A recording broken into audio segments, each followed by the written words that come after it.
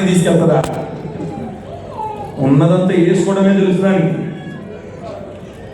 Noah ఓడ నుండి first పంపింది కాకే. పోయిన కాకి వచ్చిందా? మాట్లాడరే. ఈ కాకికున్న లక్షణం అది. పౌరాన్ని పంపితే మాత్రం మర్యాదగా మళ్ళా తిరిగి వచ్చింది. నేను అంటాను, కొన్ని కాకులు ఉన్నాయి, అవి వెళ్తాయి కానీ మళ్ళీ తిరిగి. సరే, ఈ కాకితో అన్నాడు, ఇదిగో నా సేవకుడు ఆకలితో ఉన్నాడు, రాజుగారి ఇంట్లో భోజనం ఇది తీసుకొని అక్కడ ఇవ్వండి అంటే ఎంత నమ్మకంగా పార్సల్ చేసిందండి. డామినోస్ వాడు, కేఎఫ్సీ వాడు, జొమాటో వాడు కూడా సరిగ్గా తీసుకొచ్చి ఇవ్వట్లేదు మనకి.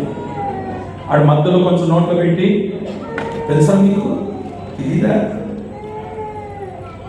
6 లెగ్గులు ప్యాక్ చేస్తే 1 లెగ్ తిన్నాడంటే ఒకడు దారిలో.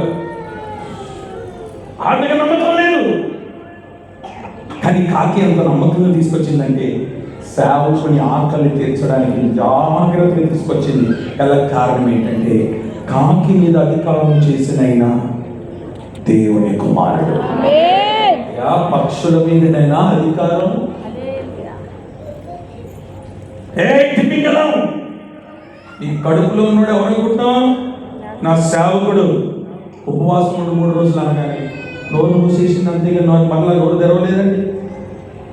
మీరు చెప్పండి, దేని మీద అధికారం? మాట్లాడేంటి?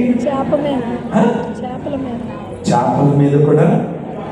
ఈ భూప్రపంచం మీద అన్నిటి మీద అధికారం కలిగిన దేవుడు ఎవరైనా ఉంటే యేసు ఒక్కడే. యేసు ఒక్కడే.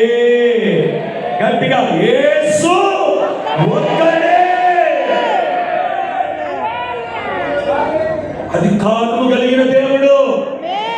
ఇప్పుడు చెప్పండి, నీ మీదకి వస్తున్న గాలిని అధికారంతో ఆపగలడా లేదా?